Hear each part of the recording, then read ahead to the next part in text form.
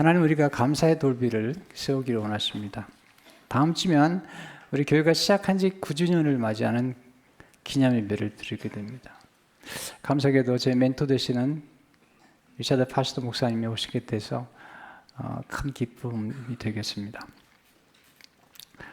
사무엘상 7장은 감사의 돌비를 세운 그런 스토리죠. 미스바 사건이고 부흥의 스토리, 또 기도의 스토리, 특별히 감사의 스토리입니다.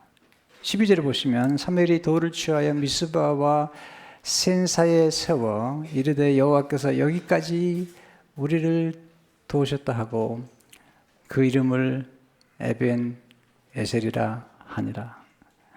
에벤 에셀은 뜻은 도움의 돌이라는 뜻이에요.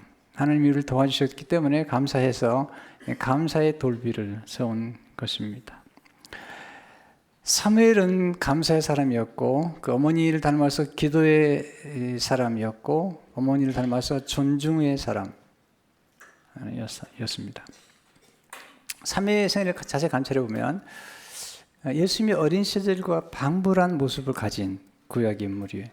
예수님의 성장하는 모습과 비슷하게 기록한 인물은 사무엘밖에 없는 것 같아요. 사무엘서 2장 28절에 보면 아예 사무엘이 점점 자라매 여호와 사람들에게 은총을 더욱 받더라. 은총이란 말은 이렇게 사랑스러움을 받는다는 거예요. 누가 2장 52절을 보게 되면 예수는 지혜와 키가 자라가며 하나님과 사람에게 더욱 사랑스러워 가시더라. 사무엘이 이렇게 은혜를 입고 사랑받는 것은 예수님의 성품을 닮아서 그래요. 성품이 정말 중요합니다. 아무리 봐도 성품이 중요하다는 생각이 들어요. 예수님 성품 가운데 가장 중요한 성품은 겸손과 온유죠. 마태복음 10장 29절에 보면 나는 마음이 온유하고 겸손하니. 겸손과 온유는 부드럽고 따뜻한 거죠. 스스로 무게를 잡고 교만한 사람은 유쾌하지 않아요. 아주 불쾌해요. 본인만 불쾌하게 스스로가 살아갈 뿐만 아니라 만나는 사람들을 다 불쾌하게 만들어요. 네. 본인이 우주의 주인공인 줄 알아요. 자기 마음대로 안 된다고 신경질을 부리고 짜증을 부리는 사람이에요. 자족할 줄 모르는 사람. 거칠고 이런 사람이죠. 그러나 겸손과 온유한 사람은 다르죠. 감사가 있고 부드러움이 있고 기쁨이 있고 유쾌함이 있어요. 굉장히 유머가 있는 거예요. 따뜻한 관계를 형성하는 거죠. 무엇보다 감사는 더 풍성한 감사를 불러오는 거예요. 우리가 창립 기념주일의 감사뿐만 아니라 이제 그 다음 주간이 추수 감사 주일인데 감사가 얼마나 중요한지. 오늘 본문에서 배우는 보석 같은 지혜들, 하나님 원리들이 있죠. 근데 그 중에 몇 가지만 말씀을 드리겠습니다. 실제로 감사하는 마음은 따뜻하고 부드러운 마음입니다. 감사는 마음에 시작해서 그리고 언어로 표현되고 또 조금 더 발전하면 하나님 앞에 예물까지 드리게 되죠. 감사하는 마음에는 감동이 있고요. 그리고 울림이 있는 것입니다. 모든 미덕의 근원이 감사죠. 키케로 말하기를 감사하는 마음은 가장 고귀한 미덕일 뿐 아니라 다른 모든 미덕의 근원이다. 마음이 병들었던 거죠. 마음이 병들어서 그리고 마음이 부패하고 성격이 타락해서 그리고 완악하고 완고해져서 마음을 치유하는 길은 감사라는 거죠. 제가 궁금한 게 있어요. 이 사무엘이 어떻게 이렇게 감사하는 사람이 되었을까? 엄마한테 배운 거예요. 한나한테 배운 거죠. 한나가 아들을 낳은 다음에 이제 하나님 앞에 아들을 드리기 위해서 가면서 감사의 애물을 드리는데 이 감사의 애물이 정성을 다한 거예요. 무슨 팁 주듯이 하는 게 아니에요. 팁도 함부로 주면 안 되죠. 정성을 다해야 되지만 정성을 다해서. 사무엘상 1장 24, 25를 보게 되면 젖을 뗀 후에 그를 데리고 올라갈새 수소 3마리와 밀가루 1 에바와 포도주 한 가죽 부대를 가지고 실로 여호와의 집에 나갔는데 아이가 어리더라. 그들이 수소를 잡고 아이를 데리고 엘리에게 가서, 여러분 감사한금 드릴 때 수소 3마리 정도의 감사한금 드려본 적 있어요? 네, 밀가루, 에바, 한 에바, 포도주 한 가죽 부대. 하나님 앞에 감사하고 또 그를 위해 축복기도 해준 엘리 제사장을 만나서 감사를 표현하죠. 사무엘상 1장 26, 27절을 보게 되면 나는 여기서 내 주 당신 곁에 서서 여호와께 기도하던 여자라. 이 아이를 위하여 내가 기도하였더니 내가 구하여 기도한 바를 여호와께서 내게 허락하신지라. 예, 엘리에게 축복해 준 엘리에게 감사했어요. 그리고 최고 놀라운 감사를 드려요. 아들을 드리는 거예요. 여러분, 물질이 왜 중요한 줄 아십니까? 물질은 우리 삶의 모든 걸 보여주는 거예요. 여러분이 사용하는 물질에 대한 태도가 가치관을, 인생관을, 여러분의 영성을, 여러분의 인격을, 여러분의 덕성을, 심지어는 여러분의 미래를 보여주는 거죠. 그래서 주님께서 말씀하셨잖아요. 내 물질 있는 곳에 내 마음도 있느니라. 하나님과 만물을 함께 섬길 수 없다는 거죠. 내가 하늘의 보화를 쌓아두라는 거죠. 근데 한나의 아름다움은 그에게 소중한 물질을 드렸을 뿐만 아니라 감사의물로, 그리고 하나님 앞에 아들을 드린 거죠. 28절. 그러므로 나도 그를 여호와께 드리되 그의 평생을 여호와께 드리나이다 하고 그가 거기서 여호와께 경배하니라.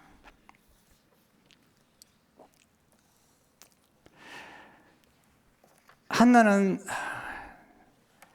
그 당시 엘리 제사장은 아주 못됐어요. 아주 무감각하고, 그리고 그 자녀들은 아주 엉망했던 정말 악명 높은 제사장인데, 그 악명 높은 제사장이 한나가 기도하는데 기도한 것도 모르고 술 취했다고 하는 그런 제사장인데 나중에 기도했다는 얘기를 듣고 축복 기도를 빌어주잖아요. 사무엘상 1장 17절 보면 엘리가 대답하여 이르되 평안히 가라. 이스라엘 하나님 내가 기도하여 구한 것을 허락하시기를 원하노라 하니, 그때요 참 한나가 훌륭해요. 그 기도, 그 축복을 존귀하게 받아들여요. 요즘 그런 사람 많잖아요. 너도 목사야? 네. 이런데 네. 엘리는 그런 말을 들어도 싼 사람이에요.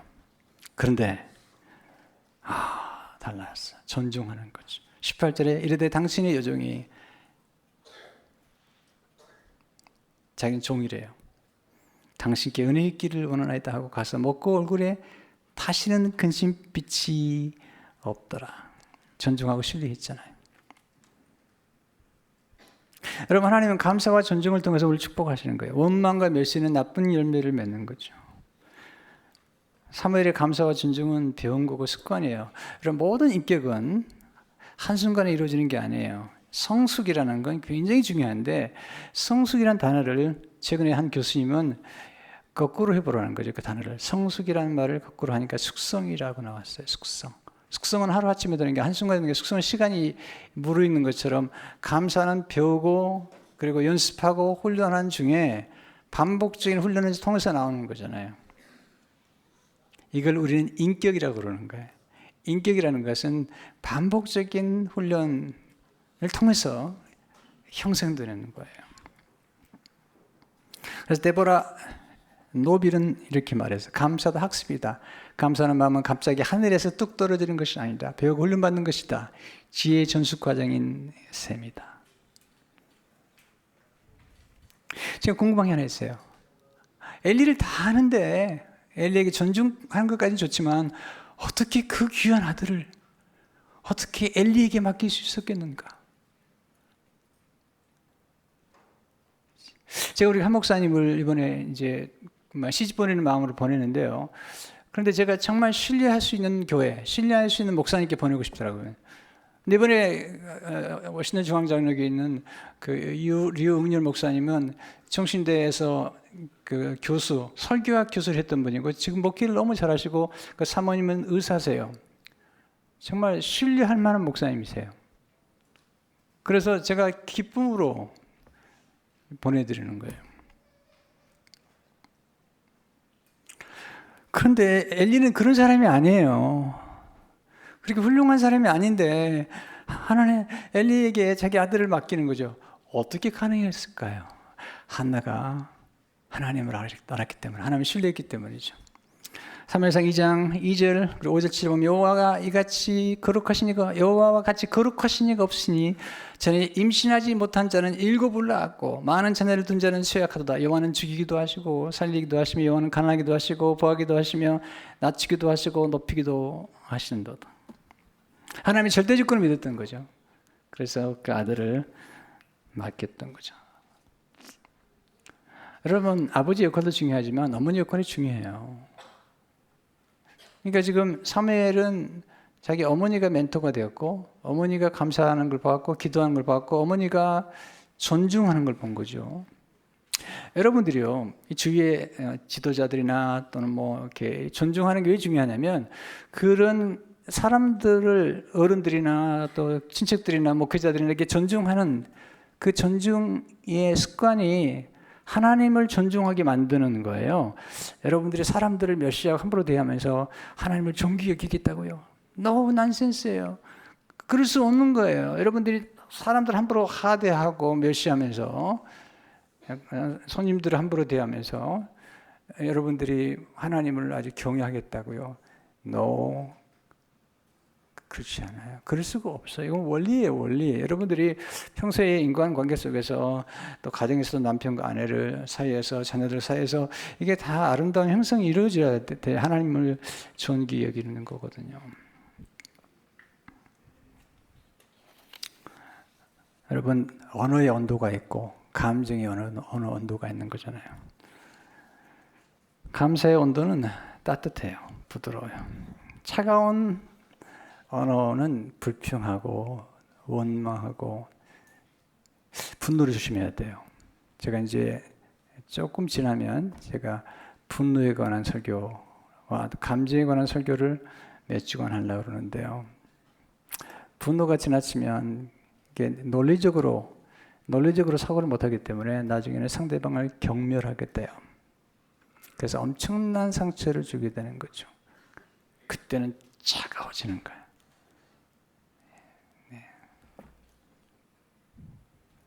여러분, 진짜 부드러운 게 진짜 강한 거고 아름다운 거죠.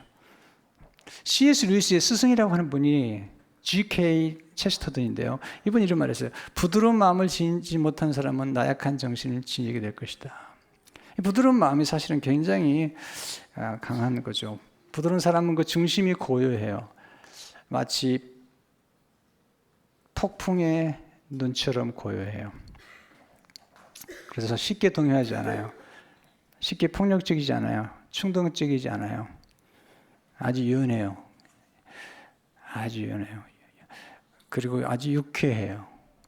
자기를 너무 심각하게 생각하지 않아요. 굉장히 유머러스한 거예요. 근데 비정한 사람, 원망하는 사람들은 유머를 쓰지 않아요. 마귀는 유머가 없어요. 왜 우리가 오은실 목사님 좋아하냐면 그 말도 안 되는 유머를 자꾸 하잖아요. 난 기적 같은 얘기를 들으면서 우리 다 같이 재밌어 하잖아요. 왜냐하면 그러기 때문에 오 목사님이 사실은 여유가 있는 분인 거예요. 영성이 아주 훌륭한 건 거예요.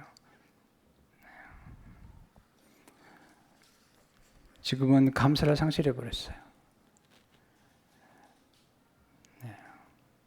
지금 우리는 정말 이 존중을 상실해버린 시대 속에 왔어요. 회복해야 되죠. 어떻게 회복하지? 기도해요. 도널드 롤하우저는 이렇게 말하죠. 우리가 부드러운 마음을 가지는 순간 역시 기도의 순간일 것이다. 우리는 기도를 통해서 우리의 마음이 마사지를 받아야 돼. 그럼 이렇게 말하고 있습니다. 만약 기도로 부드러운 마사지를 받지 못하면 너무 굳어져서 부드러움을 잃게 되어 세상 그 자체처럼 냉정함과 불친절한 냉혹함을 갖게 될 것이다. 윌리엄 워즈우드는 사람이 상처를 입었을 때 냉혹해지는 것을 관찰했다. 나도 많은 사람들이 바로 이런 이유로 주위에 차가움을 발산하는 것을 보았다. 우리는 부드러움의 순간이 이어지도록 기도해야 하고 우리를 은총으로 온유하게 해야 한다. 우리는 좀 부드러워질 필요가 있어요. 기도를 통해서. 여러분, 경박함과 다른 진정한 가벼움, 자기를 비운 성스러운 부드러움과 성스러운 유쾌함, 이게 필요한 거예요. 경박한 류의 그런 게 아니에요. 여기서 말하고 있는 진정한 부드러움은. G.K. 체스터드는 정통한 책에서 이렇게 말하고 있습니다. 제가 아주 좋아하는 이런 문장이에요. 새가 활동적인 이유는 부드럽기 때문이다. 새가 날잖아요. 돌이 무력한 것은 딱딱하기 때문에, 돌이 본질상 아래로 내려가야 하는 이유는 딱딱하면 곧 연약하기 때문에, 새가 본선상으로 올라갈 수 있는 것은 허약함이 곧 힘이기 때문이다. 조금 더 표현하면요, 그런 뼛속까지 비웠다는 거예요. 완벽한 힘이 하나는 일종의 가벼움, 스스로 공중에 있을 수 있는 경쾌함, 공중부양이죠. 사실은 한 걸음 더 나아가 위대한 성자들의 특징은 가벼워질 수 있는 능력이라고 말할 수도 있다. 천사들이 날 수 있는 것은 그들 자신을 가볍게 여길 수 있기 때문이다. 다음 주에 오시는 이재라 파스터 목사님 제가 참 존경하고 책을 읽고 처음 만나 뵐 때 굉장히 떨리는 마음으로 만나 뵀거든요. 사실 이 시대의 영적인 스승이라고 생각하는 분인데, 근데 만나 뵀는데 그렇게 유머러스한 거예요. 그렇게 농담을 잘 하시는 거예요. This is it. 이거구나. 진정한 아름다움이라는 것은 이렇게 자연스러움이, 진정한 영성은 자연스러움이 있는 것이다. 네.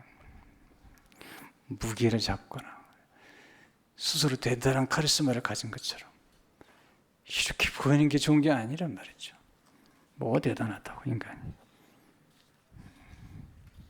두 번째, 하나님 구체적으로 표현하는 감사를 통해 영광을 받으시죠. 감사를 표현할 때 감동을 줘요. 10명의 나병 환자가 예수님께 돌아와서 고침받은 다음에 딱 한 명만 감사를 했어요.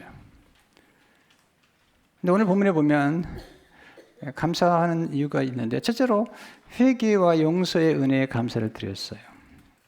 여러분, 회개 억지로 안 돼요. 회개는 굉장히 축복이에요. 회개는 돌이키는 것인데 많은 사람들이 회개하지 못해요. 그리고 이렇게 변명하고 탓해요. 그러니까 인생이 치유가 되지 않는 거죠. 그런데 오늘 미스바에서 사람들이 모여서 회개하잖아요. 오늘 사무엘상 7장 6절을 보게 되면 그들이 미스바에 모여 물을 길어 여호와 앞에 붓고 그날 종일 금식하고 거기에서 이르되 우리가 여호와께 범죄하였나이다 아니라 사무엘이 미스바에서 이스라엘 자손을 다스리니라. 이 물을 길어 부은다는 것은 성경에 보게 되면 이렇게 회개를 의미해요. 회개는 돌이키는 거잖아요. 잘못된 길에서 돌이키는 것. 근데 주님이 회개가 은혜라는 거예요. 왜냐하면 돌이켜야지 고침을 받는다는 거예요. 근데 돌이키지마도 고침받지 못하는 이유가 마음이 완악해졌다는 거죠. 마태복음 13장 15절을 보게 되면 이 백성들의 마음이 완악해져서 그 귀는 듣기에 둔하고 눈을 감았으니 이는 눈으로 보고 귀로 듣고 마음으로 깨달아 돌이켜 내게 고침을 받을까 두려움이라 하느니라. 회개해야지 고침을 받는, 돌이켜야지. 왜? 문제가 마음이 완악해졌기 때문에. 완악이라는 단어를 보니까 헬라어로 파키노인데요. 두껍게 하다. 마음을 두껍게 만들었어요. 얼굴을 두껍게 만들었어요. 굳게 하다. 양심을 마취시켜버렸어요. 하나님 우리 마음에 눈물을 주셔야 돼요. 눈물은 하나님 나라의 보석이에요, 보석. 네. 회개의 감사, 그리고 회개할 때 용서가 일어나고 그때 치유가 나타나죠. 우리 마음의 상처들이 깨끗이 치유가 되면서 변화가 나타나죠. 두 번째, 간절한 기도에 응답해 주신 은혜에 감사드리는 거죠.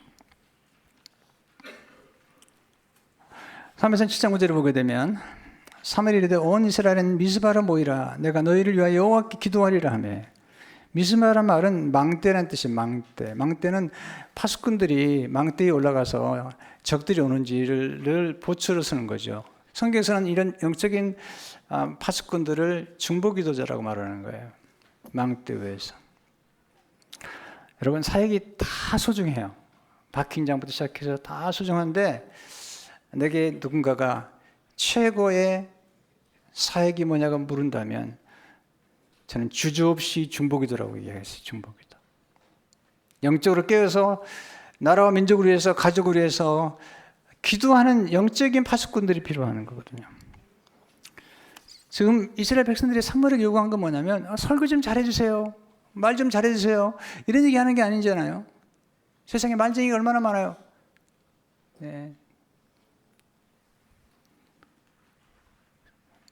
오늘 8절을 보니까 이렇게 말씀해요. 이스라엘 자손이 사무엘에게 이르되 당신은 우리를 위하여 우리 하나님 여호와께 쉬지 말고 부르짖어 우리를 블레셋 사람들의 손에서 구원하시게 하소서 하니.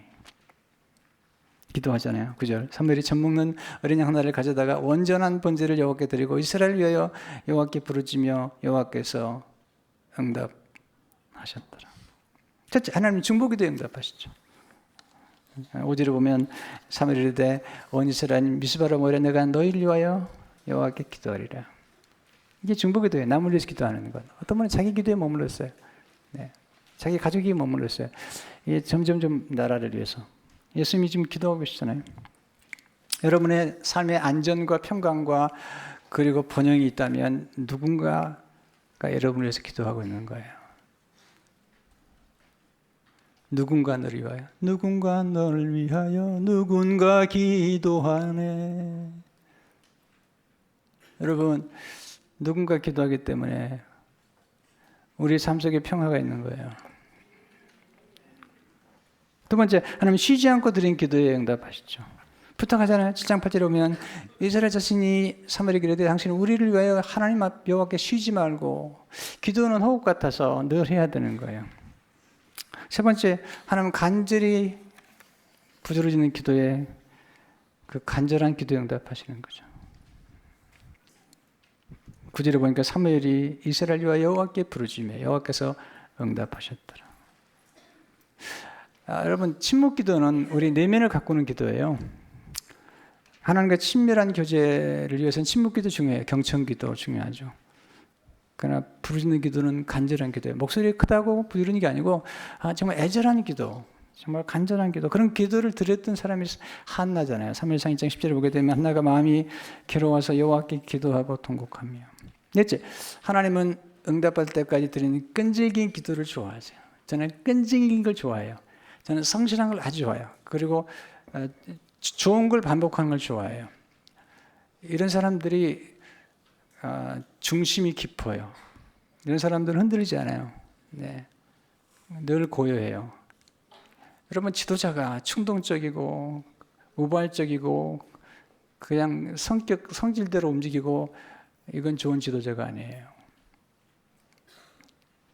지도자는 고요해야 되고 가정의 남편들은 중심이 있어야 돼. 센터드가 돼야 돼. 그래야지 가족들이 흔들리지 않아요. 여러분, 인생 살면 얼마나 어려운 일이 많아요. 그러나 그럴 때 그냥 호들갑을 떨고 그러면 어떻게 돼요? 인생이라는 어려운 건 그건 당연한 거예요. 여러분, 직장에서도 어려운 문제 만납니까? 당연한 거예요. 여러분, 월급에 다 포함되어 있는 거예요. 그걸 당연하게 생각해야지.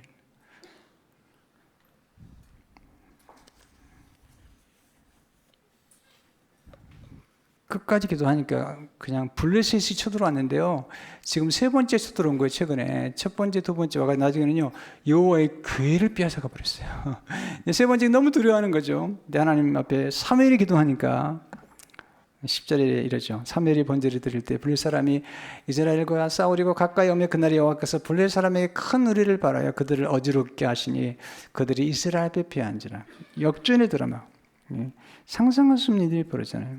크게 느꼈던 것들이 아주 스스로 작아져 버린 놀라운 역사가 나타나. 세 번째, 하나님 에베네셀에 감사를 드릴 때 더 큰 복을 주시죠. 12절을 보게 되면 사무엘이 돌을 취하여 미스바와 센사에 서고 이르되 여호와께서 여기까지 우리를 도우셨다고 그 이름을 에벤에셀이라 하니라. 이게 감사의 돌비잖아요. 어떤 감사죠? 첫째, 하나님의 환난 중에 큰 도움이 되신 것을 감사하셔야 돼요. 환난 걱정은 예고 없이 찾아와요. 그때는 하나님의 도움이 필요해요. 하나님의 힘이 필요해요. 시편 41절에 보면 하나님은 우리의 피난처시요 힘이시니 환난 중에 만날 큰 도움이시라. 둘째, 하나님 여기까지 도와주신 것을 감사하셔야 돼요. 어쩌면 불평이 많아요. 여러분, 여기까지 도와진 것을 감사해야 하고 복을 세워보세요. Please count your blessings. 네. 생각해보면 하나님의 은혜가 아닌 게 없어요. 감사는 하면 할수록 더 충만해져요. 여러분, 살아있다는 게, 숨 쉰다는 게 감사하는 거죠. 그래서 감사를 잘하는 사람들은요, 생각이 깊어요.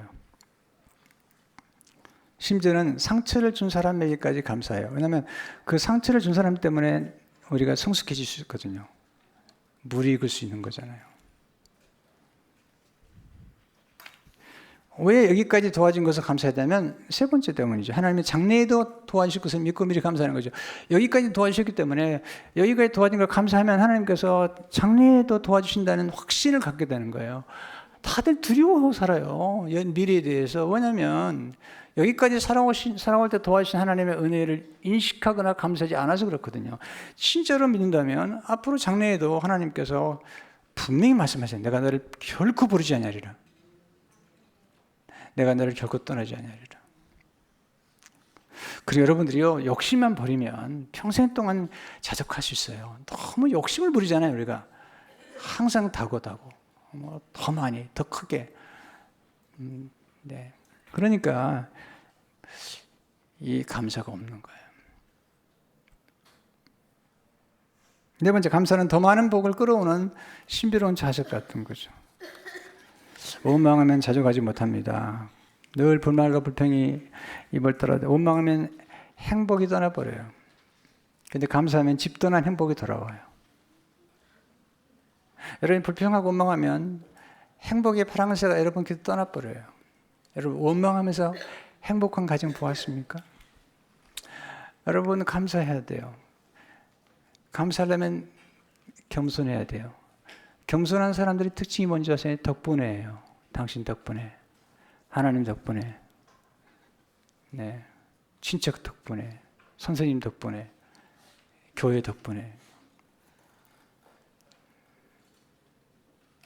저는 행복한 목사거든요. 늘 행복하고 감사해요. 얼마 전에 우리 오목사님 같이 얘기하다가 목사님, 저는 정말 행복해요. 저는 정말 좋은 교회를 만났고요. 좋은 장로님들, 좋은 권사님들, 좋은 성도님들, 특별히 또 좋은 목회자들 만나가지고 너무 행복하다고. 그랬더니 목사님이 그러시더라고요. 저한테, 목사님, 사실은 뭐 그러기도 하지만 목사님이 그렇게 생각해서 그래요. 그 얘기를 듣다가 보니까요, 그 말도 맞는 것 같아요. 어떤 분은 자꾸 불평이 많아요. 목사님들 가운데도 그냥 자꾸 불평이 많아요, 보면. 목사가 불평이 많으면 교인들이 불행하게 느껴지잖아요. 전 진짜 행복하고 감사하거든요, 여러분에 대해서. 여러분에 대한 불평이 없어요. 그렇기 때문에 여러분이 조금만 저한테 잘해줘 보세요. 내가요 막 춤추는 것 같아요. 왜냐하면 보너스 받은 느낌이기 때문에 그래요. 존 디마티니가 이런 말 했어요. 감사는 사랑하는 마음으로 통하는 문을 열어주는 열쇠다. 감사하는 사람들은 늘 관계가 좋아요. 원망하는 사람들은요, 원망하는 사람끼리 모여요. 그래가지고 함께 불행해져요.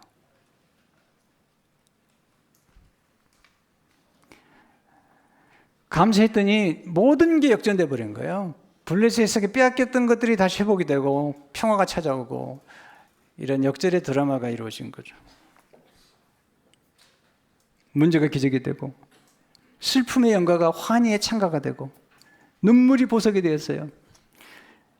저주처럼 느껴졌던 것이 사건이 축복이 되었고, 여러분, 어떤 사건이 벌어진다 하더라도 아직 결론을 내지 마세요. 감사로 반응하세요. 그러면 하나님이 역전을 시켜버려요. 여러분, 저희 교회가 9년 전에 시작됐어요.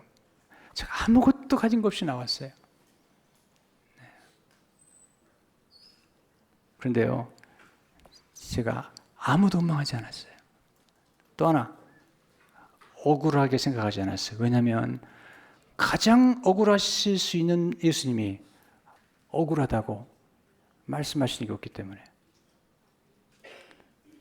그래서 52주 동안 감사하면서 감사의 글을 썼는데 그게 감사의 영성이라는 책으로 나왔고 또 IBP에서 영어로 출판이 되었고 그리고 하나님께서 놀라운 드라마를 지금 만들어 가시는 거예요. 예수님이 감사기도를 통해서 기적을 창조하셨잖아요. 나중에 이 사무엘이 세운 다윗 왕이 블레셋의 가장 거장이었던 골리앗을 그냥 쳐버리거든요. 그렇게 함으로 한때는 길갈이 굉장히 중요한 장소였던 것이 그 다음에 미스바에서 이제는 다윗의 고향 예수님의 고향 베들레헴으로 그리고 예수님 십자가 돌아가신 예루살렘으로 그리고 예수님 십자가 돌아가시면서 우리를 하나님의 자녀가 되게 하셨고 하나님의 은혜의 보좌 앞에 언제나 나갈 수 있도록 우리에게 아들의 특권을 허락해 주신 거죠. 그래서 히브리서 4장 10절을 보게 되면 그럼 우리는 긍휼하심을 받고 때를 따라 도움을 은혜를 얻기 위하여 은혜의 보좌 앞에 담대히 나가니 여러분 담대하다는 단어가 중요해요. 왜냐하면 에베소 3장 10절을 보게 되면요 우리가 그 안에서 in him 그 안에서 through faith 그런 믿음으로 말미암아 담대한 확신을 가지고 하나님께 나가면 이게 법적인 용어예요. 그 당시에 양자가 되거나 양녀가 되면 아버지의 모든 유산을 갖게 되는데 이게 아들의 권세, 자녀의 권세라는 거예요. 우리가 예수님과 하나님의 자녀가 된다는 것은 우리가 훌륭해서 된 게 아니에요. 우리를 자녀로 삼으셨다는 거예요. 이건 법적인 거 바뀌지 않아요. 뿐만 아니라 아버지의 모든 유산을 받게 될 뿐만 아니라 아버지께 제일 중요한 축복은 anytime, 언제나 아버지께 나갈 수 있는 액세스 하는 거죠. 여러분 우리 자녀들이 말을 잘 들어가지고 우리가 자녀들에게 학비를 대주고 그럽니까? 존 오트버가 쓴 관계 훈련이라는 책을 보게 되면 사춘기 자녀를 둔 부모는 반드시 애완견을 키워야 된다. 왜냐하면 사춘기가 된 아이들 얼굴을 보세요. 그 얼굴을 보면요 살맛이 안 나는 거예요. 그러니까 꼬리를 쳐주는 애완견을 키우지 않으면 인생을 살기가 고달프다는 거예요. 거기다가 또 남편도 보세요. 그것도 사춘기라. 이게 이게 그렇게 제가 이긴 게 아니고 존 오트버거라는 훌륭한 목사님이 얘기를 하셨다는 얘기예요. 자, 그래도 그렇게 속을 썩여도 아빠한테 막 당당하잖아요. 학비 내놓으라고, 용돈 내놓으라고, 나 병원 데려가라고, 왜 난 안 쉬었냐고. 왜 그렇죠? 이게 법적인 축복인 거예요. 우리가 하나님 앞에 별로 어렵지 않아요. 우리도 원망 많이 해요. 불평도 하고 그래요. 근데 하나님 앞에 당당히 나가죠. 왜? 예수 그리스도 안에서 하나님의 자녀가 됐기 때문에. 근데 하나님이 우리를 변화시켜서 감사하게끔 만들어가는 거죠. 시편 50편 23절에 보면 감사로 제자를 드장한 나를 영원하게 하나님. 여러분 감사하는 영혼은 아름다운 영혼이고 그리고 감사는 더 좋은 축복들을 가져오잖아요. 예수님이 기적을 일으킬 때만 늘 감사하잖아요. 여러분 감사를 하나님께 영광을 돌리는 감사의 계절에 여러분과 제가 되기를 주의 이름으로 축원합니다. 하나님 감사합니다. 에베네셀의 감사가 얼마나 귀중한지 오늘 배웠습니다. 주님 원망과 불평하는 자가 아니라 감사하는 자가 되게 하옵소서. 예수 이름으로 기도합니다.